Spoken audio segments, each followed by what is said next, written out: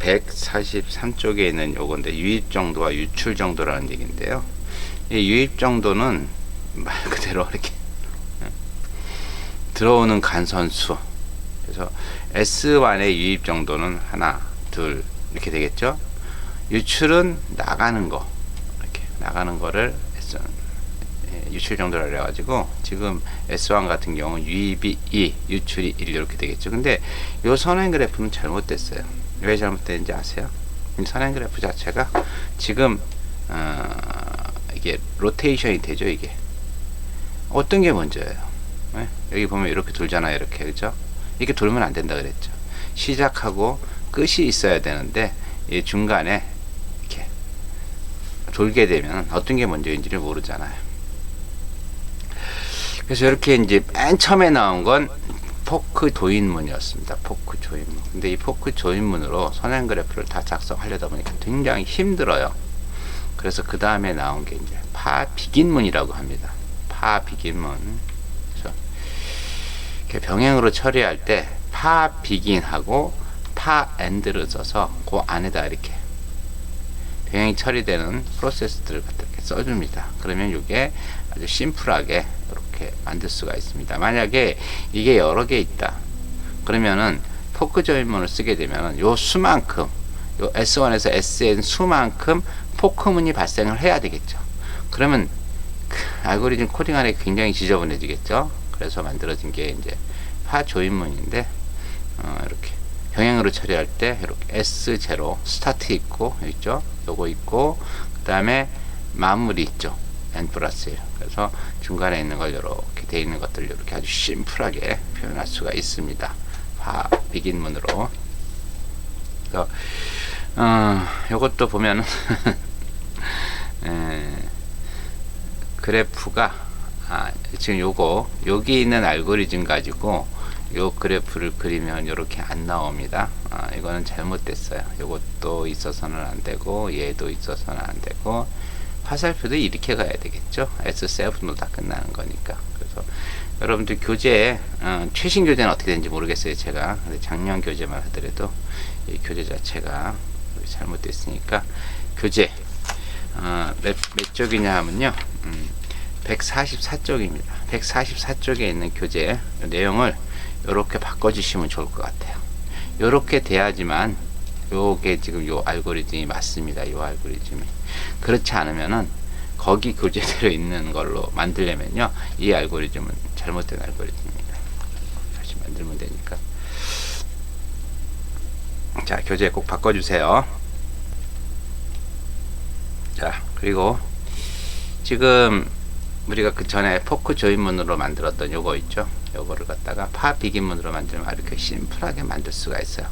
파 비긴 해가지고 이 두 개 갈라진 거 두 개를 갖다가 여기다 써주고 그 다음에 파 엔드에다가 요거 이제 병행 처리가 가능한 것만 이렇게 파 비긴 파 엔드에 넣는다 그랬어요. 그 다음에 C하고 W는 병행 처리를 할 수 없으니까 이렇게 쉽게 만들 수 있다는 거죠. 자, 그러면은 요거 우리가 그 전에 했던 그 그래프를 파 비긴 파 엔드문으로 만들어 보자고요. 이렇게 보시면은 자 S1으로 시작하죠. 그렇죠? S and 7으로 끝나죠. S1으로 시작하고 S7으로 끝납니다. 그 안에 이제 파 비긴하고 파 엔드가 있는 거죠. 다 병행이니까 얘도 병행, 얘도 병행이잖아요. 그러니까 파 비긴 파 엔드문을 넣어주고 그래서 S3하고 그렇죠? S3하고 S3 가고 그 다음에 S2가 내려왔죠. 이 비긴 엔드문은요 그냥 순차적으로 처리할 때는 비긴 엔드문으로 이렇게 처리해 줍니다. 자, S2로 가서 S4로 갔죠. 이렇게 S2 갔다가 S4 여기 S1에서 S2로 갔다가 S4로 갔죠. 근데 S4로 가서 여기서 둘 다 또 병행으로 분기가 되죠. 이렇게 그러면은 그 안에 파 비긴 파 엔드문을 넣어주는 거죠. 그래서 그 안에 S5하고 S6가 들어가는 거죠. 그래서 여기다 끝나고 나면은 다시 다 어디로 모여요? S6도 S7으로 모이고 그 다음에 S3도 여기 파 엔드문에 따라서 여기로 와야 되겠죠. 여기로 S7으로 오고 그렇죠? 그 다음에 S5도 여기 요 파기 비기면 파 엔드문 여기 끝난 거니까 어디로 가요? 일로 오겠죠, 그쵸? 여기 분기가 돼가지고 오는 거니까. 그래서 이게 훨씬 더 그 전에 포크 조인문보다 심플하죠. 이렇게 이제 하나 둘씩 나눠지는 거, 이렇게 둘씩 이렇게 나눠지는 요런 선행 그래프 같은 경우는 사실 파 비긴 파 엔드문이나 포크 조인문이나 거의 비슷해요. 근데 이 병행 처리가 많은 거 있죠. 이렇게 병행 처리가 더 많고 이렇게 하는 거는 파 비긴 파 엔드문이 훨씬 더 알고리즘을 구현하기가 쉽습니다. 병행 프로세스를 알아봤으면은 이제 상호 배제에 대해서 같이 한번 알아보죠. 상호 배제는 영어로 mutual exclusion이라고 그래요. 말 그대로 하나를 사용하게 되면 다음 거를 사용 못하게 하는 거죠. 여기 프로세스 하나가 공유 자원을 사용 시 다른 프로세스는 할 수 없도록 만드는 거를 mutual exclusion, 그래서 상호 배제라고 얘기한다. 읽기라든가 연산 같은 경우는 공유 데이터의 동시 접근에도 문제가 없겠죠. 근데 수정하는 부분, 이런 것들, 프린트하는 부분, 이런 것들은 동시에 접근하면 문제가 생긴다고 말씀을 드렸죠. 그래서 그런 걸 갖다가 동시에 접근하지 못하도록 만드는 거를 상호 배제라고 이야기한다. 그래서 상호 배제는 A하고 이제 B 프로세스가 있어요.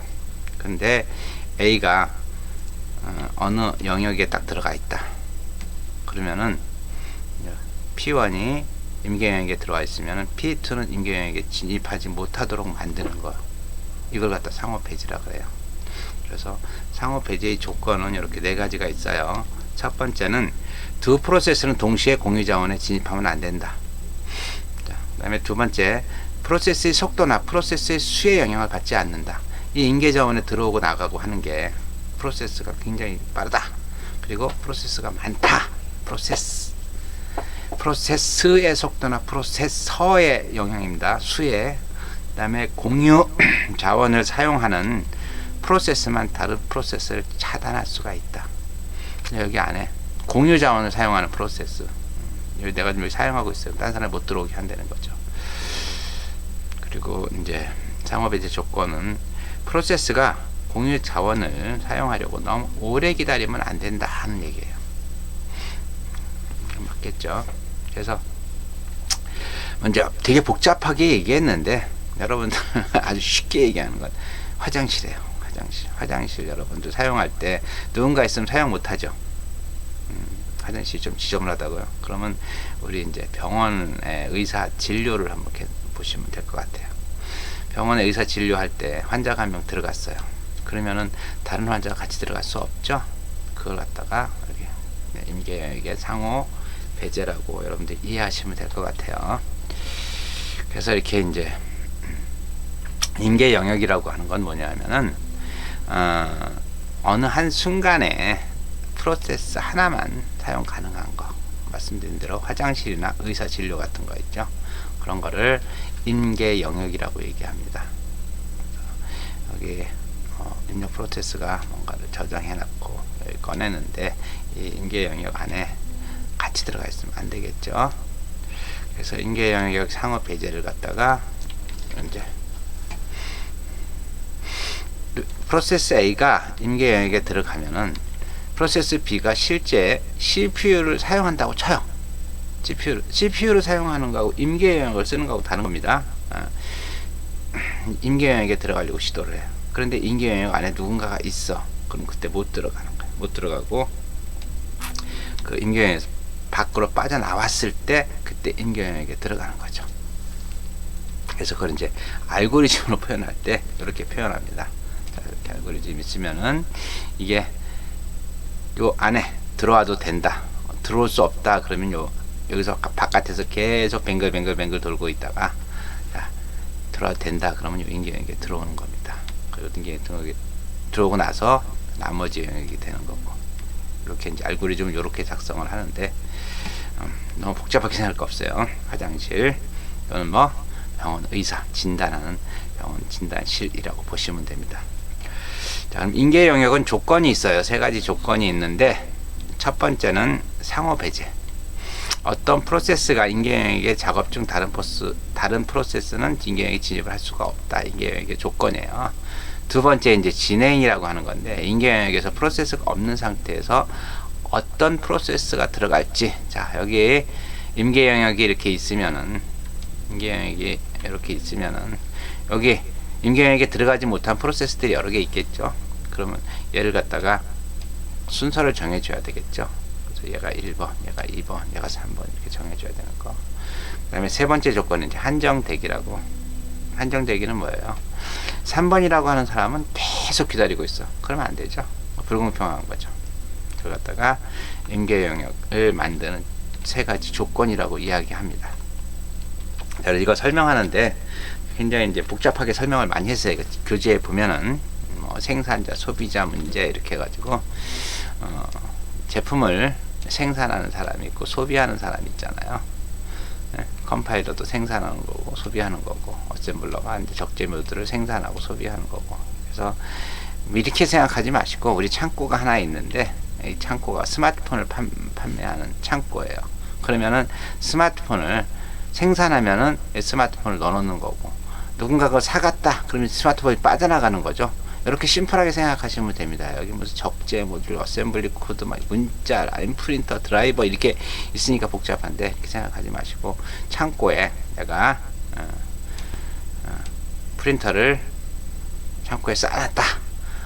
누군가가 와서 찾아갔다. 그래서 스마트폰을 누군가 찾아갔다. 이게 생산. 창고에 넣어놓는 거를 생산.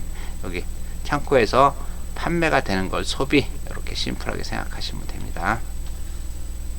그래서 이제 뭐 굉장히 복잡한 얘기를 해놨어요. 생산자가 포인트 방향이 이렇게 가서 하나씩 들어간다 얘기하는 건데, 여러분들이 이제 요 생산자 소비자의 관계를 보면 이렇게 세 가지 경우가 있습니다. 세 가지 경우. 그래서 그 창고에 물건이 가득 찬 상태가 하나 있겠죠. 물건이 가득 찬 상태. 이 가득 찬 상태는 뭐냐면요, 생산자는 작업을 더 이상 할 수가 없어요. 그렇겠죠? 생산자는 더 이상 작업을 할 수가 없는 거고, 소비자는 작업을 할 수가 있어요. 얘는 못하고 얘는 할 수 있는 게 가득 찬 상태라고 얘기합니다. 부분적으로 빈 상태. 이거는 뭐냐면요, 생산자도 작업을 할 수가 있고 소비자도 작업을 할 수가 있어요. 그 다음에 텅 빈 상태. 창고가 텅 비었어요. 생산자는 작업을 할 수가 있겠죠. 소비자는 작업을 못하죠. 요걸 구분하는 거예요. 요거. 이게 이제 버퍼를 만드는데 뭐 유한 버퍼냐 무한 버퍼냐 뭐 이 얘기인데, 어차피 뭐 요 플로우 차트는 이렇게 됩니다. 자, 가득 찼다. 아니다. 그럼 버퍼 디테일이 아니고 다시 처리해서 또 가득 찼냐 물어봐. 아니다. 그럼 다시 또 생산 하나 집어넣고 물건 하나 집어넣고, 가득 찼다. 물건 하나 집어넣고. 근데 가득 찼다 그럼 어떻게 돼요? 물건 집어넣는 걸 중단하세요. 이렇게 되겠죠. 소비자는 어떻게 돼요? 소비자는 비어있느냐 안 비어있느냐. 그래서 비어있지 않다 그러면 물건을 가져오는 거죠. 그래서 그 판매를 하는 거고, 또 가져와서 판매를 하는 거고, 그 다음에 물건이 하나도 없다 그러면 어떻게 해요? 그러면 중단해야 되는 거죠. 그걸 갖다가 이제 여기 그래프로, 여기 다이어그램으로 플로우 차트로 나타낸 겁니다.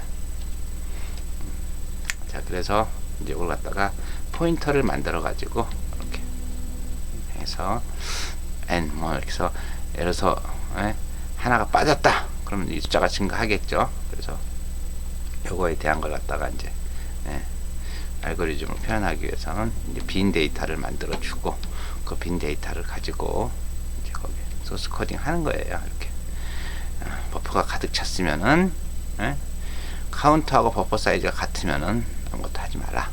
그 다음에 요거는 뭐예요? 버퍼가 비어 있으면 어떻게 해요?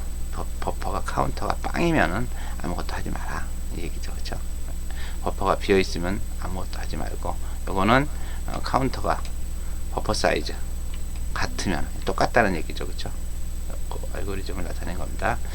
근데 이제 문제는 요 알고리즘이 이제 실행이 되는데 두 가지가 동시에 실행이 돼요. 여기 생산도 하고 생산도 하고 소비도 이게 동시에 같이 발생을 했어요. 그런 문제가 생기겠죠. 동시에 생산도 하고 동시에 소비가 돼. 그러면은 어떤 문제가 발생하면요, 이런 문제가 발생해요. 예를 들어서 특정 시간에 생산자가 하나를 5개 있었는데 생산자가 하나를 더 추가를 했어요. 6개가 되죠. 근데 소비자가 5개 있었는데 소비자가 하나를 빼내갔어요. 그러면 4개가 되죠. 그러면 4개가 맞는 거예요. 6개가 맞는 거예요. 4개가 맞는 거예요. 우리가 프로그램은 순서대로 하나씩 진행하는 겁니다. 2개가 동시에 프로그래밍이 될 수는 없잖아요. 그러면 하나를 얘가 들어와서 생산자도 들어오고 소비자도 들어왔어. 그럼 어떻게 돼야 돼? 지금 5개가 있단 말이야. 생산자도 들어오고 또 소비자도 들어왔어. 그러면 생산자를 먼저 처리할까? 소비자를 먼저 처리할 거야. 생산자를 먼저 처리하면 6개가 되는 거고, 소비자를 먼저 처리하면 4개가 되는 거잖아요. 그럼 결과값은 다르잖아요. 이렇게 돼서는 안 된다는 거죠. 이런 거를 운영체제에서는 레이싱 컨디션이라고 그래요. 경쟁 상태. 그래서 이런 경쟁 상태가 일어나면, 경쟁 상태는 실행 결과가 달라지는 상황, 이거 갖다 경쟁 상태라 그래요. 그리고 마지막으로 나는 데이터의 결과값을 보장할 수 없는 상황, 장치나 시스템이 연산이 동시 실행 시 어느 프로세스를 마지막으로 수행할 거에 따라서 오류가 발생하는 거, 이걸 경쟁 상태라고 얘기한다. 읽기와 쓰기 명령을 동시 실행한다면 기본적으로 읽기 명령을 먼저 하고 쓰기 명령을 수행하는 접근이 바로 이제 경쟁 상태라고 얘기를 하는데, 이 경쟁 상태가 발생하게 되면 어떻게 돼요? 결과값이 틀리게 나오겠죠. 그래서 이 컴퓨터는요, 이 경쟁 상태를 반드시 예방을 해야 됩니다. 경쟁 상태가 발생하는 건 싱글 프로세스에서는 아무 문제가 없었어요. 이런 일이 없죠. 자원을 하나만 쓰는데. 그런데 지금 얘기한 것처럼 병행 프로세스가 있다 보니까 이런 문제가 발생하는 거예요. 그래서 보시면 책에 나와 있는 게 이런 건데, 이제 임계 영역에 대한 설명이에요. 얘가 생산자가 생산을 할 때, 그렇죠? 그다음에 소비자가 소비를 했는데 생산자는 플러스 1을 하는 거고 소비자는 마이너스 1을 해야 되는데, 이게 동시에 들어오면 안 되니까 이 안에다가 임계 영역을 만들어서 생산자가 들어왔을 때는 소비자는 못 들어오게 하자, 이렇게 이 얘기를 이렇게 거기 교재에 굉장히 길게 써놓은 거예요. 대단해요. 이렇게 길게 써놓은 사람들 보면은 무슨 말인지 이해되셨나요? 그래서 여러분들이 거기 알고리즘도 들어가 있고 뭣도 있고 다 그런데 그거 하나하나 확인하려면 굉장히 힘들어요. 그렇게 확인하지 마시고 제가 말씀드린 것처럼 어떻게 해요? 창고가 하나 있다. 창고가 하나 있는데 거기에 그 창고에다가 스마트폰을 갖다가 쌓아놓는데, 쌓아놓고 빼가고 하는데 이 카운터가 동시에 작업을 하면 어떻게 된다? 에러가 난다는 거죠. 그래서 그거를 하지 못하도록 하는 게 바로 상호 배제이고, 그 상호 배제를 처리하기 위해서 임계 영역이라는 게 있다, 이런 얘기를 한 겁니다. 그래서 자, 그렇다면은 상호 배제의 이제 방법들이 있겠죠. 상호 배제하는 방법들, 다양한 방법들이 있어요. 로우 레벨, 저급은 이 로우 레벨이라고 얘기하는 거, 저급보다는 로우 레벨. 하드웨어로 해결하는 테스트라고 하는 게 있어요. 테스트 앤 셋이라고 하는 방법이 있고, 그 다음에 하이 레벨에서는 소프트웨어로 해결하는 방법이 있고, 소프트웨어로 해결하는 거는 이제 데커 알고리즘, 크노즈 알고리즘, 램포트 빵집 알고리즘, 헨슨 알고리즘, 이렇게 다이스트 알고리즘 이렇게 있고, 소프트웨어가 제공해주는 그 프로그래밍 언어하고 운영체제 수준에서 제공해주는 게 있어요. 세마포하고 모니터. 옛날에는 요 부분들이 지원이 안 되다 보니까 이쪽 소프트웨어로 해결하는 게 많았었는데, 지금은 거의 여기인 거 있죠. 운영체제 안에서 이제 제공해주는 세마포나 모니터, 테스트 이런 것 주로 많이 사용합니다. 그래서 이게 다 오늘은 못하고, 오늘은 지난 추석 연휴에 대한 여러분들 휴일증도 있고 하니까 여기서 데커 알고리즘만 얘기하고 나머지 부분에 대해서는 다음 시간에 하면서 연습 문제도 같이 한번 풀어보죠. 네. 여러분들 진도 나가는 게 중요한 게 아니라 여러분들이 하나라도 제대로 아는 게 중요한 거잖아요. 그리고 디테일하게 들어가는 건 여러분들이 언제든지 디테일하게 들어갈 수 있어요. 그러나 제일 중요한 거는 개념을 이해하는 게 굉장히 중요합니다. 개념을 이해해야지만 디테일도 들어갈 수 있는 거죠. 여러분들 막 알고리즘 내놓고 프로그램 소스 코딩 막 하고 그러면요, 여러분들 바로 그냥 기법합니다. 그래서 그거보다는 상호배제 알고리즘 보고 어떻게 운영되는 거고 이런 개념을 알게 되면은 여러분들이 그 알고리즘을 뭐 C면 C로 짤 수도 있고 파이썬이면 파이썬으로 짤 수도 있고 비주얼 베이직이면 비주얼 베이직도 짤 수가 있는 거잖아요. 제일 중요한 건 여러분들이 개념을 파악하는 겁니다. 그래서 여러분들이 개념 이해 위주로 수업을 들었으면 좋겠습니다. 자, 그러면은 데커 알고리즘부터 먼저 한번 가보죠. 데커 알고리즘은요, 두 프로세스가 서로 통신하려고 공유 메모리를 사용해서 충돌 없이 단일 자원을 공유할 수 있도록 허용하는 겁니다.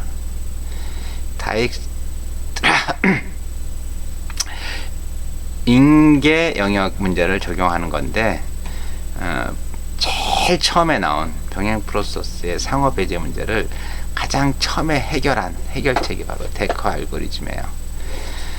각 프로세스에 플래그를 설정해서 다른 프로세스를 확인한 후 거기에 비어있다 그럼 재설정하는 거예요. 그래서 그 프로세스가 인계 영역에 진입하고 싶으면 플래그를 가지고 들어오게 하고 못 들어오게 하는 겁니다. 굉장히 복잡하게 이렇게 작성이 돼 있어요. 근데 복잡할 거 없어요. 여러분들 이해만 하시면은. 자, 여기 있죠. 프로세스 제로가 있고 프로세스 1이 다음 편에 있습니다. 교재 보면 나와 있지만은. 그래서 여기다가 턴 값을 0을 주면은 맨 처음에 그러면은 이 프로세스 제로가 실행이 되는 거고, 턴 값을 1로 바꾸면은 프로세스 1이 실행되는 거예요. 여기 보이시죠? 이렇게 0이면 P0를 실행하고 1이면 P1을 실행하는 겁니다. 그래서 여기 1번은 뭐냐면요, 여기 설명 잘 되어 있죠. P0가 true로 설정해서 자신이 인계 영역 안으로 들어간다는 거예요. false였는데 true로 해가지고 난 들어가겠습니다 라고 얘기를 한 거예요. 그래서 난 인계 영역에 들어갔어요. 그래서 인계 영역에 들어왔는데, 여기 보면 턴 값이 1이라고 하는 거 2번 있죠. 2번은 뭐예요? P1의 인계 영역 진입 여부를 확인해서 P1이 1이 P 플래그 1이 false이면은 지금 P0의 인계 영역에 진입하고 true이면은 P1이 인계 영역에 진입한다는 거죠. 요 얘기예요. 요 얘기. 0이면은 얘가 실행이 되고, 그렇지 않으면 얘가 P1이 실행되는 거죠. 그래서 여기 값이 1값을 주고 값이 1이면은 어떻게 돼요? 여기서 계속 바깥에서 인계 영역이 있으면 여기 바깥에서 계속 대기하고 있어라. 그 이제 대기할 때 바쁜 대기라는 얘기가 나와요. 바쁜 대기. 바쁜 대기는 뭐냐면은 내가 대기하고 있는데 대기하면서 열심히 일을 해. 그걸 갖다가 바쁜 대기라고 얘기합니다. 요 알문에서 순환 대기하는 걸 뭐라고 얘기한다? 바쁜 대기라고 이야기한다. P1이 있고 P0가 있는데, P1이 인계 영역을 사용하면은 P0가 사용을 못하는 거고, P0가 인계 영역을 사용하면 P1이 사용 못하는 거고, 이게 데커 알고리즘이라는 거. 이 그 데커 알고리즘의 특징은 특별한 하드웨어 명령이 필요 없어요. 소프트웨어적으로 그렇게 처리해 주는 겁니다. 그리고 인계 영역 밖에 있는 프로세스가 다른 프로세스 진입을 막지를 않습니다. 그리고 재밌는 거는 인계 영역에 들어가기 원하는 프로세서가 무한정 기다리게 하지 않습니다. 그 이제 바쁜 대기라는 말이 나왔죠. 바쁜 대기는 뭘 얘기한다? 바쁜 대기는 활성화돼 있어. 작업을 하고 있는데 아무것도 못하는 걸 바쁜 대기라 그래요. 계속 나 들어갈래 체크를 하고 있는데 사실 대기하고 있는 거죠. 그래서 이제 운영체제 용어 중에서 이제 스핀락이라는 용어가 있어요. 스핀락이라는 거는 이제 바쁜 대기 한 종류인데, 내가 들어갈지 안 들어갈지를 계속 두들기는 거예요. 노크를 계속 하는 걸 스핀락. 이제 이 데커 알고리즘의 가장 큰 문제점이 아까 시소 말씀드렸죠. 시소. 자, 예를 들어서 내가 프로세스가 P1 제로가 있고 P1이 있고 P0가 있고 P1이 있고 제로 1 제로 1 이렇게 있잖아요. 그러면은 맨 처음에 이제 P0가 0값을 세팅해서 실행이 돼요. 실행이 됐다. 그럼 무조건 다음은 이제 P1이 실행이 돼야 되는 거예요. P1이 실행되고 났다 그럼 다시 P0가 또 실행이 되는 거예요. 그래서 이 데커 알고리즘은 제일 처음에 나온 아주 기본적인 방법이라서 좀 무지하게 단순해요. 이렇게 지금 P1, P0, P1, P0, P1, P0, P1 이런 순서대로 계속 프로세스가 진행이 된다면 아주 효과적이죠. 그런데 이 데커 알고리즘의 가장 큰 단점이 뭐냐면요. P0, 0, 0, 1, 1, 1, 0, 1, 0, 0, 0 이렇게 계속 아주 착하게 시소처럼 이쪽 갔다 이쪽 갔다 이쪽 갔다 이쪽 갔다 이쪽 갔다 이쪽 갔다 하면은 아무 문제가 없어요. 근데 프로세스라는 게 그렇습니까? 아니잖아요. P0가 3번 오고 P1이 3번 오고 이랬을 때는 일단 P0를 먼저 실행하고 그 다음에 다시 P1으로 갑니다. P1이 없다 그러면 다시 P0로 와요. 그러니까 얘는 이 데커 알고리즘의 특징은 왔다 갔다 해야 되는 거예요. 굉장히 비효율적이죠. 내가 P0를 실행했어. P0를 실행하고 나서 그 다음도 P0다. 그러면은 다시 아무것도 없으면 P0를 또 실행해야 되잖아요. 근데 얘는 P1 일단 확인해봐. 확인해서 오케이 없구나 그럼 다시 P0를 실행을 하는 거예요. 그러니까 굉장히 비효율적인 거죠. 일단 이제 여기에 소프트웨어 관련 알고리즘들이 여러 가지가 있어요. 거기 있는 것처럼 다이스트라 알고리즘도 있고, 그 다음에 크누즈 알고리즘도 있고, 램포트의 이제 빵집 알고리즘. 이건 뭐 다른 거 아닙니다. 다른 거 아니고 여러분들 지금도 은행 같은 데 가면 번호표 받는 거 있죠. 그게 램포트의 빵집 알고리즘이에요. 이게 번호표를 받아가지고 번호표가 있는 사람만 들어갈 수 있는 거.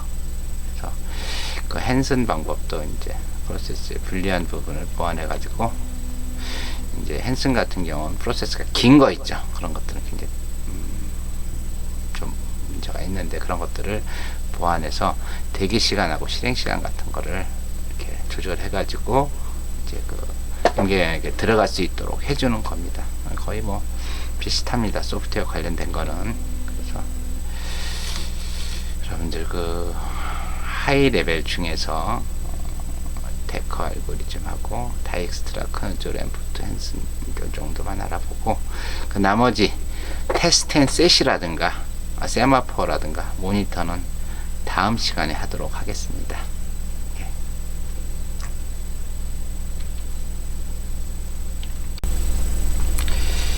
자, 여러분들 6주차 과제물입니다.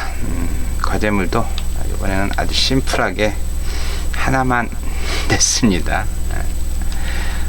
자, 6주차 과제물, 이거 선행 그래프죠? 이거 선행 그래프,